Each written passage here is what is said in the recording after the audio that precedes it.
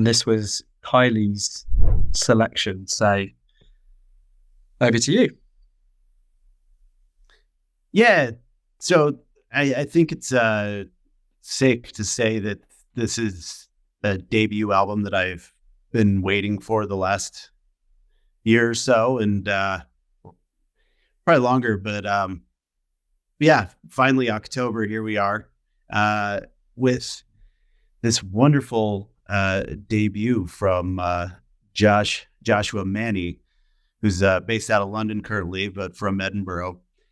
And he's one of those that I caught on pretty much right from the beginning, from following Shall Not Fade, the label that his debut came out on, Lone Raver, back in 2021, and the EP that came out shortly after that, Amor Fati, I think that's how you say it.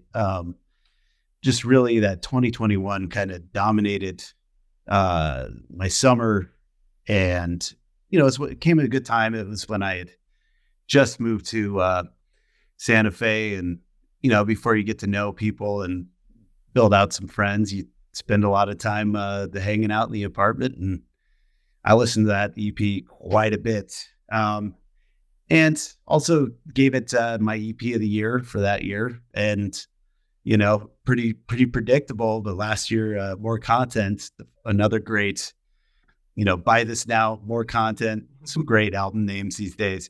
Same thing, just phenomenal. So, we've got essentially 8 songs that he'd put out, and then some one-off singles, which, were all fantastic. And I believe it was BBC, I don't know all the BBCs, but BBC 6, I think he did a collaboration with last year too, that was like this 20-minute audio journey about his, the musical influences growing up in Edinburgh, and talked about jazz, which is, always I think what makes him, such a unique talent is the way that he combines the jazz and house together. So anyway, really excited about this one. And I kept thinking about the podcast and the lead up because, Lawrence Guy, a friend of his, was a similar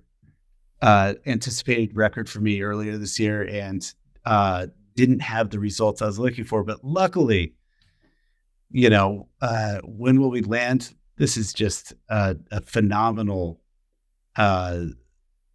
well thought out, well sequenced, beautifully produced debut record. And as Manny said before, he said you only get to make your debut album once, so I want to showcase all the elements of the things I enjoy and love in music up to this point. And I think he built wonderfully on those early EPs and branched out even more. There's so many collaborations here and field recordings and samples, and it's just, what I said in my review is that his ability to mix deep house and jazz and ambient and even Afrobeat, bring it all together to just tell the human experience. That's what I always get out of his music. It's electronic music, but it just makes you feel so deeply, even when there's, no words said. But yeah, there's, I think, like the opener, which is the title track. We can all laugh at Moby these days. I think he's done some experiments that have somewhat tarnished his earlier house days, but like that opening track reminds me of God Moving Over the Face of the Waters, which is just like one of those early Moby songs where he runs up and down the piano and just builds this gorgeous atmosphere. And Barry Can't Swim, just like what a way to like ease into this record. then Deadbeat Gospel, I have to say, like right off the bat, I wasn't 100% in on that track, and I was like, oh my gosh, here we go, second song, we're doing whatever we want. But I've really, I assume, I think it's a friend of his that he recorded freestyling, during a night out, and it's a really great thing that he ends up building into this kind of tribute to old rave culture. And just it's ended up becoming one of my favorite songs here. Sonder, we heard on More Content, and I'm glad that out of the songs that were on that EP, that one's here.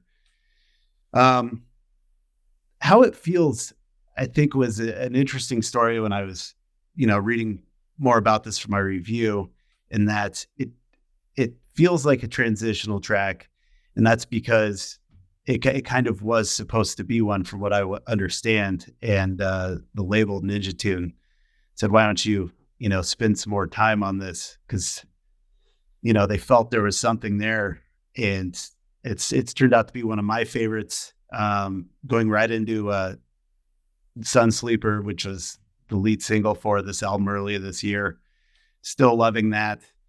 And finally, as we heard here, Woman, which has a uncredited appearance from Lapsy, singing a nice hook on there. Just really, really wonderful song. And then getting into the back half of it, I especially love Always Get Through to You. It's got this really funky beat, this choir build up, and then Tell Me What You Need, which was Blood Orange was a influence on that one. And I think you could definitely hear Deb Hines' influence on that song. And then just, Dance the Crab, Define Dancing. I think it ends really well. So I think overall we have at least a few albums, I think, this month that the artists just did a fantastic job of not just collecting singles and putting them together for 45 minutes. They've really put the thought into the sequencing, and, Barry Can't Swim. It's just one of the, as always, someone that's going to take you somewhere else, whether you need it or not. That record is there. So,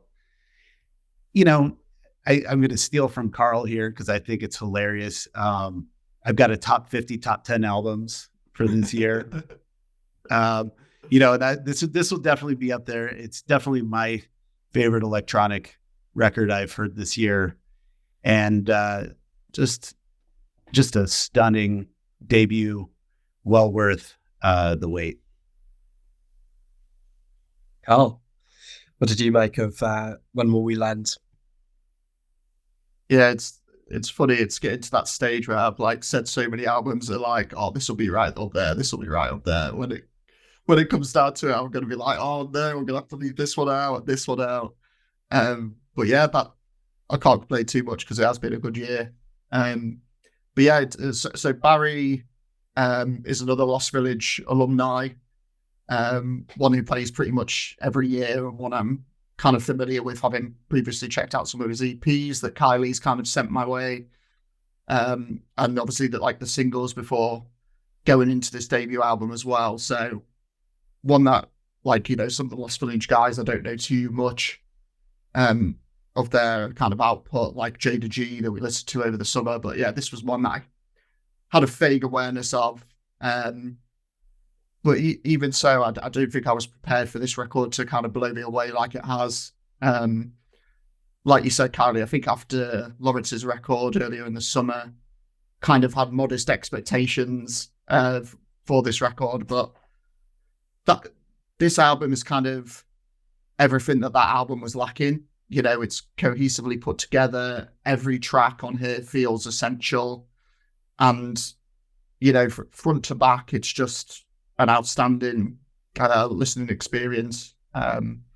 It's funny as well, that quote that you had where it's like he pieces together everything that he kind of likes in music. Because when I was listening to this, it was like if I was thinking of like my favorite electronic releases in recent years, you got George Fitzgerald's All That I Must Be, Marabou State's Kingdoms of Colour, and then the self-titled record For Those I Love record, which was actually my album of the year in 2021. This record from Barry is almost like a collage of like the best parts of those records. So like my favorite kind of electronic music kind of jumbled together, but very much with his own stamp on things as well. Not to take away from Barry, like you said, this is very much his vision and his just his look at electronic music, I'd say. So, you mentioned Deadbeat Gospel. That was the one that kind of reminded me of For Those I Love. It's got the wonderful beat, and then it's got that spoken verse kind of running over the top, which even sounds like the guy from For Those I Love. So I instantly I actually really took to that track straight away.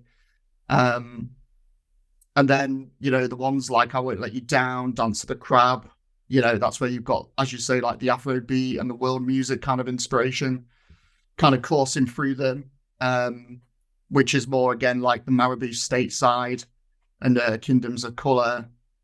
And then you've got, your more kind of soul-inspired tracks like Sonder, Woman, How It Feels, that's where you kind of get the shades of George Fitzgerald coming in. But yeah, again, where every one of those tracks kind of like reminded me of artists and albums that I enjoyed. Like I say, I still always felt, Barry's identity on here, which, with it being a debut release is obviously going to be key. So it was, just couldn't fault him on that front. And like you said, it's one of those albums where just seamlessly from front to back, it just flows so well. That I mentioned it to you kind of offline, that transition from How It Feels into Sun Sleeper in particular. Like every time I listen to it, that transition is just glorious. And the great thing as well is like those songs, even though they work so well, you can pull them out, play them as standalone singles, and they still hold up.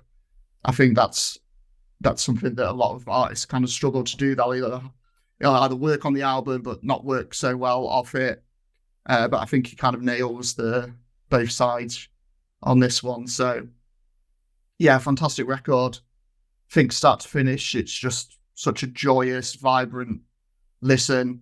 And my only complaint is I wish I had this record over the summer, because it is made for like that time of year. So yeah, it would have been great to have that during June, July. But yeah, I think you called it in your review, Kylie, one of the electronic albums of the year. I think Ken's might run it close, but yeah, I'm inclined to agree that this one's going to be right up there as well. So yeah, guess we will see. Not when, but where will it land? Ooh. See what. It didn't help either that the Sofia Cortez's record, same label, also a debut, dropped the next week. Yeah. And it was just like, I'm with Stealing damn, where was all this over the summer? This is what I was looking for this summer. Well, yeah, it's third house pick, I suppose, if you're referring to Jada G and Lauren Sky. So I suppose off the bat, my favourite out of the three. And I find myself, I can see through those picks that house music is something you very much enjoy, Kylie. It's probably not a natural fit for me. And again, this is part of the fun of the pod. I'm being exposed to albums I would not usually come within my sphere, or at least algorithm. And yeah, like this one out of the three, like I say, is just, I don't really want to repeat what you guys have said, but in terms of just stitched together a lot more cohesively, and some real high points. The highest points for me were the opening 2 tracks. I think When Will We Land is my favourite one off the record. And you mentioned that kind of Moby-esque kind of epicness, Kiley. It just gets you into a really good place, and that's like in the vein of the best instrumental tracks you will hear. In some ways, you could put it next to one of the ones we heard from the Public Service Broadcasting album as well. Like, just where it's really kind of sophisticated. Just there's a nice classical inspired, piece to it, and I really enjoy the drums coming for a strong ending as well. It's just, you can listen to that anytime and just be lifted, essentially. And then, like, they're almost the 2 most contrasting ones. You got that one followed up by Deadbeat Gospel, and I think that's the one which inspires the most conversation. I mean, I loved it. And I think, as a ode to the rave culture, it just works fantastically. I mean, if I sounded as coherent as that after I'd had a few, then I'd probably drink more, to be honest, because that's like, it's brilliant. And again, like, you watch the lyrics on your phone as you're listening to the track, and it's continuing to rhyme with the kind of words used in it as well. It's very special. So Some Deadbeat, he does have a profile on Spotify, but doesn't appear to have anything but this one song. And for those I love, that was exactly who it reminded me of. The kind of a mixture between that and an Arab strap, kind of colloquial monologue. But whereas Arab strap would kind of let the monologue kind of lead, this one is melded together with the music, which it's kind of made as a tribute for. So yeah, but those 2, very, very strong start. Sonder then is another very, very good song. And then some other highlights for me: Sun Sleeper, which we've mentioned, just quite upbeat, good piano or keyboard solo in there. I've just got here non-English repeated sung refrain, which but again, there's just a very enjoyable vibe around it. And then Define Dancing is the closing track, which again, I think I found the ones with piano, which were more piano led, were the ones I enjoyed the most. And there is a lot of it, so that's good. But yeah, I mean, aside from those I've mentioned, the others I just found were all decent tracks. There was none which I felt were bad. But I wouldn't say the others kind of lifted me as much as the ones which I've mentioned, basically. And I think it's a very promising debut album from an artist I've not heard about before. And I feel like there are probably other levels which Barry Can't Swim can get to after this first effort. But yeah, I think we're off to a strong start, basically.